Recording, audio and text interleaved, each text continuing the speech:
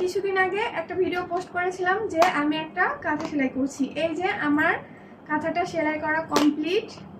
এক আপু বলেছিলেন কাঁথাটা ছোট, না আপু কাঁথাটা অনেক বড়, 2 কাপড়ে যত বড় সম্ভব তত বড়। দেখুন আমার কাঁথাটা দেখতে কিন্তু খুবই ভালো লাগছে। আমি সেলাই মেশিনেই আমার সব কাঁথাগুলো সেলাই করি।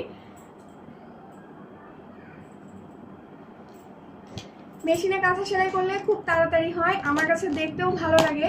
বাইরে সেলাই করতে দিলে 700-800 টাকা লাগে, আবার অনেক দিন সময়ও নেয়।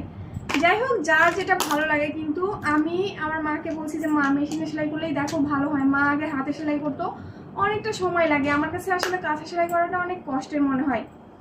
সুন্দর দেখার বিষয় যদি বলেন, কাপড় যদি সুন্দর হয় কাঁথা দেখতেও ভালো হয়।